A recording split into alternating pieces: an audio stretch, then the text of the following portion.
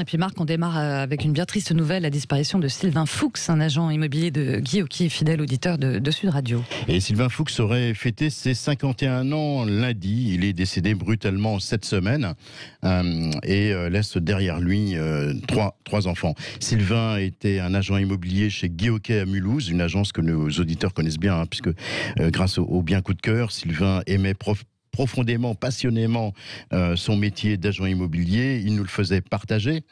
Sylvain adorait notre émission, nous le faisait savoir. Sa disparition, elle nous affecte vraiment beaucoup. Au nom des équipes d'On Parle Immo, de Sud Radio, des partenaires, des sponsors, on tenait à apporter tout notre soutien et notre affection à ses proches, à sa famille, et également à l'ensemble des collaborateurs de Guy Hockey ce matin. Voilà, bon, merci pour ces mots qui feront certainement aussi du bien à ses proches. On poursuit, Marc, avec une étude sur les jeunes et l'exode urbain.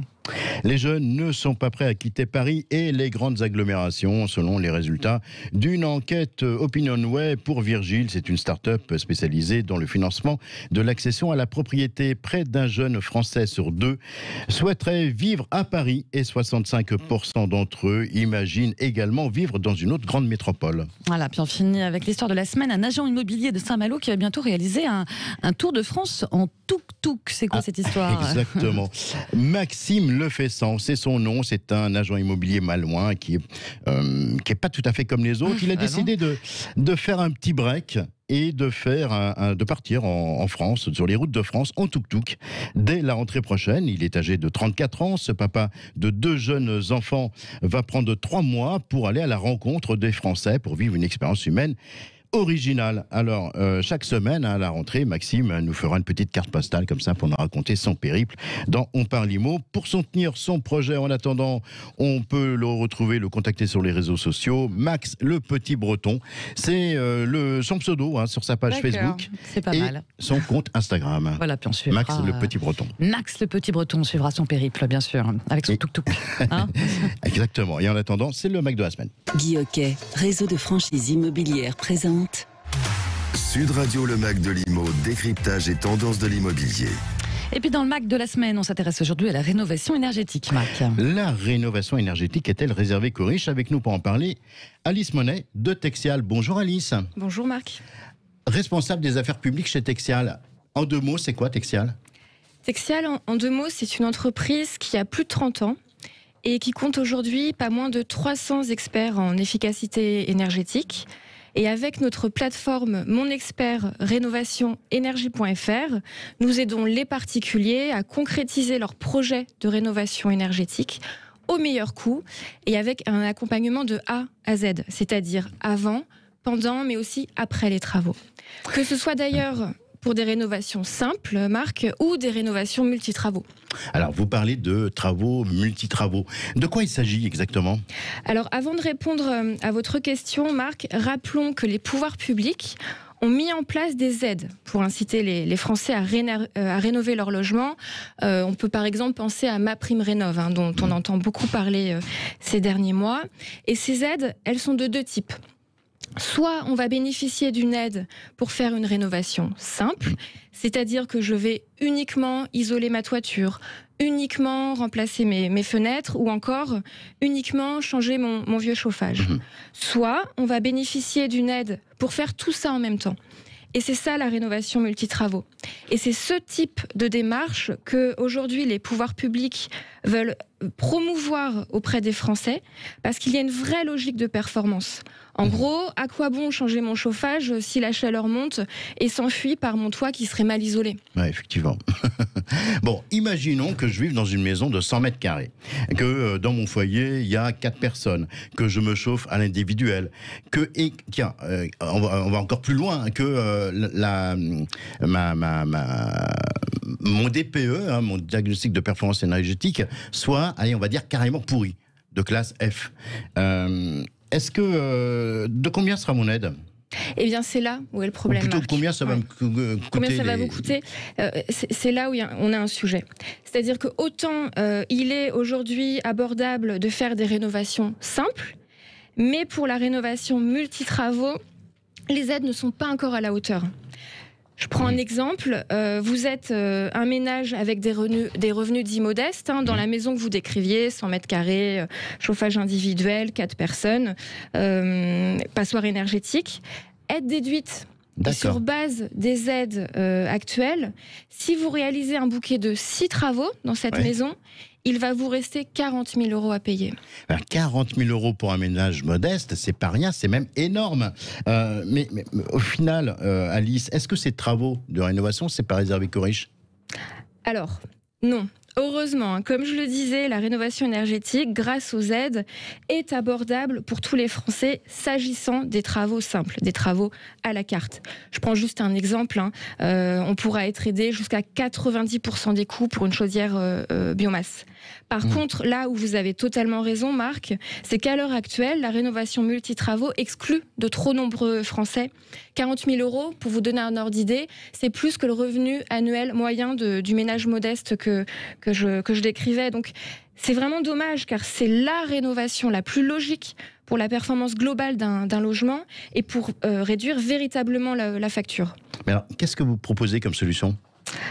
Alors la solution, on compte vraiment sur les parlementaires qui étudient, comme vous le savez en ce moment, la fameuse loi climat et résilience.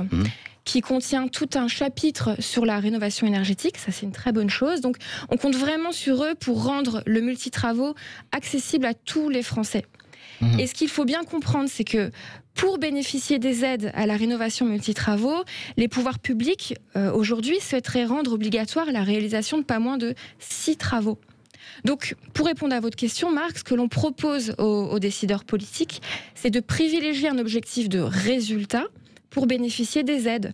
Concrètement, je prends un exemple, un propriétaire qui réduirait déjà de moitié la consommation d'énergie de son logement, c'est un beau succès. Et finalement, peu importe le nombre de travaux qui auraient été réalisés. Mais Alice, finalement, c'est pas un peu une rénovation au rabais ? Alors non, c'est tout le contraire. C'est tout le contraire. Ce que l'on dit, c'est qu'il vaut mieux des rénovations multitravaux qui se font plutôt que pas de rénovation du tout. Car avec ces 40 000 € de reste à charge dont on parlait, ça risque de créer un marché de niche en France. Et il me semble que si on réalise par exemple une combinaison j'isole plus je change mon vieux chauffage, c'est déjà pas mal en termes de performance. Dites-moi, j'ai une dernière question. Si on réalise des travaux à la carte, genre je ne change que les fenêtres parce que j'ai pas les moyens de faire autrement, est-ce qu'on supprime les aides ? En 2 mots. En 2 mots, alors surtout pas. Et d'ailleurs, le gouvernement, aujourd'hui, a bien confirmé qu'il conservait ce type d'aide, donc c'est une très bonne nouvelle. Alors, surtout pas pour plusieurs raisons. Je prends 2 cas de figure. Le premier, on peut avoir un cas où la maison est assez neuve, elle est déjà très bien isolée, super bien ventilée, chauffée de manière performante. Or, dans un esprit écologique, et puis pourquoi pas de revente à terme, le propriétaire de cette maison voudrait encore plus améliorer son logement. Pour cela, il n'aurait plus qu'à, par exemple, changer son vieux chauffe-eau. Et de cette façon, il atteindrait une classe A du DPE. Et rien d'autre ne serait nécessaire. Donc pourquoi faire du multitravaux dans ce cas-là ? Je prends juste un autre exemple. Une personne qui vivrait dans un tout petit logement, qui n'aurait pas les moyens... ni même l'envie finalement de déménager pendant des travaux lourds, cette personne pourrait préférer étaler sa série de travaux sur une dizaine d'années. Et pourquoi pas ? Donc juste pour conclure rapidement, Marc, les Français, leur but, c'est pas de s'endetter sur 10 ans. Ce qu'ils souhaitent, c'est améliorer leurs conditions de vie, améliorer la performance de leur logement, rendre le monde de leurs enfants plus écologique, être aidés, accompagnés dans leur démarche de rénovation. Donc les pouvoirs publics et puis des acteurs comme accompagnateurs comme Texial, on doit être là pour les aider, pas pour leur rendre la vie plus compliquée. Donc chez Texial, on est convaincu qu'il y a de la place pour tous les projets de rénovation, donc lancez-vous. Merci pour ces mots, Alice Monet. On rappelle que vous êtes responsable des affaires publiques chez Texial. Toutes ces infos, on va aussi les retrouver sur votre site. Alors, c'est pas Texial, mais c'est mon expert, tout attaché. Rénovation au singulier, rénovation au singulier, énergie au singulier, toujours, .fr. Je pense que je vais y arriver. Mon expert, rénovationénergie.fr. Merci à vous. Très bon week-end. Merci Marc. Bon et à week-end. très bientôt. Bonjour Michel Lecheneau. Bonjour Marc, comment allez-vous ce matin ? Je vais superment bien. Bonjour, donc rédacteur en chef à se loger avec vous. On découvre, je bafouille avec vous ce matin. Le chiffre de la semaine, 73%, est-ce que vous pouvez me dire de quoi ça parle ? Eh bien sûr, mon cher Marc. Selon le baromètre LPI Se Loger de juin, 73, c'est le pourcentage de villes françaises de plus de 50 000 habitants où le prix de l'immobilier ancien accuse au moins une hausse de 5% sur un an. Ça veut dire quoi? Que dans les 3/4 des villes moyennes, devenir propriétaire, ça coûte au bas mot 5% plus cher qu'il y a un an?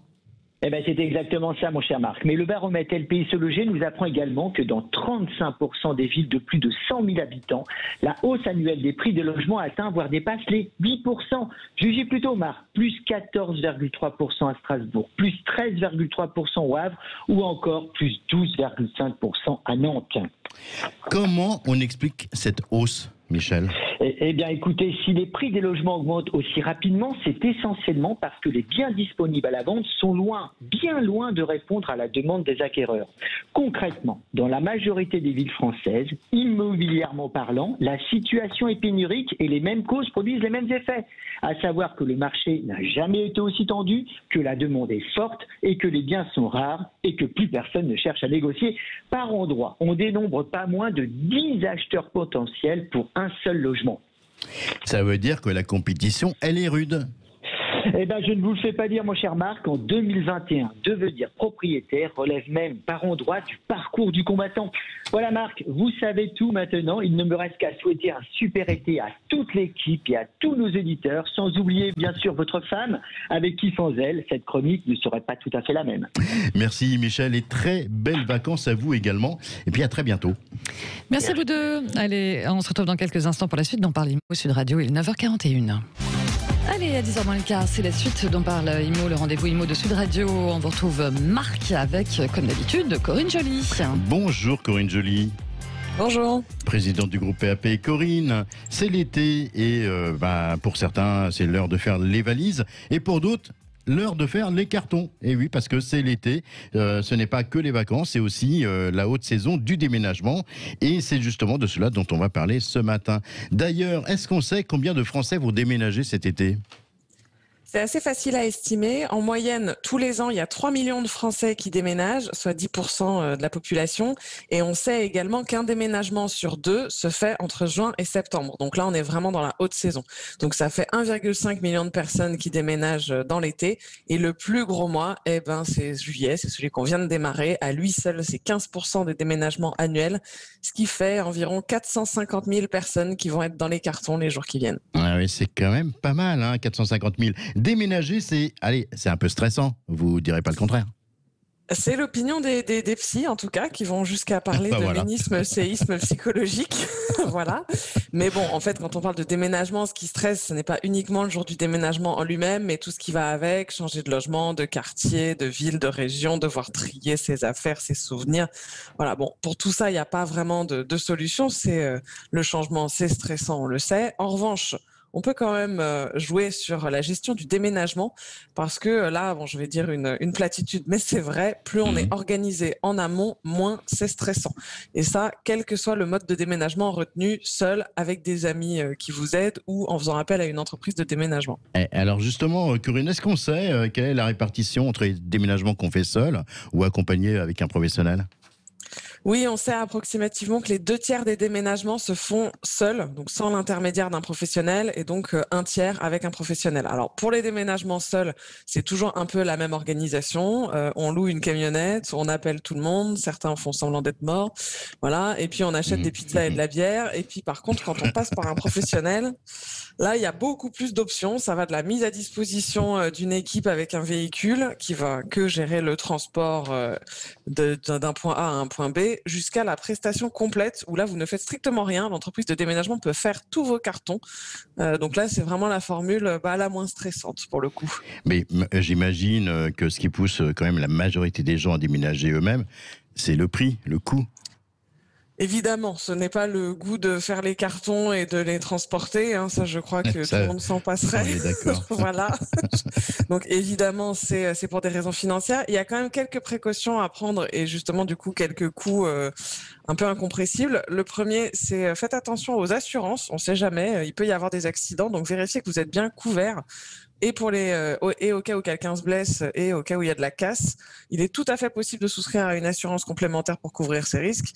Et puis ensuite, à moins que vous ayez déjà un camion, normalement, vous allez avoir un camion à louer dont le prix va dépendre du volume à déménager. Alors, en moyenne, pour un appartement de 2 pièces, ça va de 12 à 30 mètres cubes à déménager selon votre encombrement. Il faut donc choisir votre camion en fonction. Et pour les prix, une camionnette de 10 mètres cubes, c'est environ 70 € la journée. Et je vous conseille de penser également à louer un Diable. Ça ne coûte que 10 € par jour et ça préservera les gentils amis qui sont venus vous aider. Exactement, c'est bien vu le Diable d'ailleurs. Bon, et si on veut passer par une entreprise de déménagement, ça coûte combien ? C'est très variable, justement, ça dépend de la prestation. Il y a des formules clés en main dans lesquelles le déménageur fait tout. Évidemment, c'est le plus cher. Il y a aussi des formules plus économiques où le professionnel ne s'occupe que du chargement, du déchargement et du transport. Dans ce cas, c'est vous qui gérez l'emballage, le déballage et surtout le montage et le démontage des meubles. Ensuite vient évidemment le volume et la distance à parcourir. Donc, par exemple, pour un déménagement de 50 km avec un volume de meubles de 20 mètres cubes, en gros un 2 pièces, ça va coûter entre 800 et 1500 € selon la prestation que vous prenez, donc la prestation minimale ou la prestation totale. Une astuce quand même pour réduire la facture, alors là, début juillet, c'est un peu mal parti, mais l'astuce, c'est de déménager pendant les périodes creuses, parce que c'est là où vous avez le plus de chances de négocier. Bon, je vous le dis tout de suite, juillet-août, c'est un peu mort. Hein. Ouais. Comment on fait pour choisir son déménageur ? Alors là aussi, on s'y prend tôt. Souvent, les gens s'y prennent un peu tard, genre 2 semaines avant. Il vaut mieux s'y prendre plutôt 2 mois avant pour pouvoir faire établir plusieurs devis. Les entreprises vont envoyer quelqu'un à votre domicile pour repérer les lieux, les accès, évaluer le volume. Et certaines entreprises aujourd'hui font ça en visio aussi.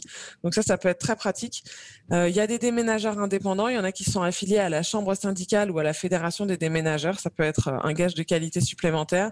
Et si vous partez sur une formule low cost, c'est-à-dire avec juste des bras et un camion, là, il n'y a personne qui viendra faire un devis chez vous. C'est vous qui allez faire l'estimation tout seul sur Internet.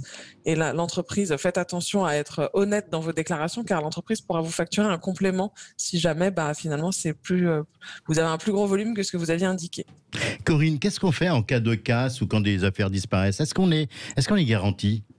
Oui, avant le déménagement, il est indispensable de déclarer la valeur globale de votre mobilier. Le déménageur, d'ailleurs, va vous le demander. Les objets les plus précieux doivent faire l'objet d'une déclaration complémentaire. En cas de perte ou de casse, vous êtes indemnisé, mais souvent, il y a quand même un plafond. Si vous estimez que la garantie offerte par le déménageur n'est pas suffisante, vous pouvez souscrire à une extension de garantie pour être indemnisé sur la valeur réelle de l'objet. Dernière question, Corinne. Quand on est en ville, est-ce qu'on doit déclarer le déménagement à la mairie ? Alors, en gros, oui, surtout si vous comptez boucher la rue. C'est vraiment ça le problème de la mairie. Dans les petits villages, en général, ça pose moins de problèmes. Mais si jamais vous devez avoir un camion qui stationne pendant un moment, il faut demander une autorisation spéciale de stationnement. C'est en mairie que ça se passe. Certaines communes proposent de faire la procédure sur Internet et puis il y en a d'autres, c'est par courrier. Et la démarche, là aussi, elle doit être faite tôt puisque c'est au moins 2 semaines avant le déménagement. Et généralement, quand c'est bien fait, un agent municipal vient baliser le terrain 48 heures avant avec des panneaux ou des barrières. Et c'est un gros intérêt, c'est que ça permet de ne pas se prendre un PV le jour du déménagement. Oui, ça, ce serait une bonne idée. Merci beaucoup, Corinne Joly. Très belles vacances à vous.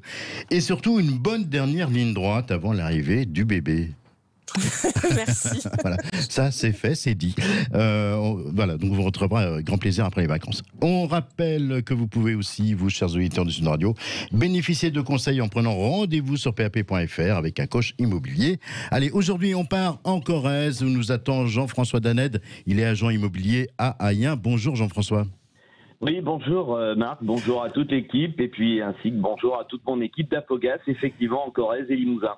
Alors, mon cher Jean-François, vous avez un bien coup de cœur, il va falloir être rapide aujourd'hui.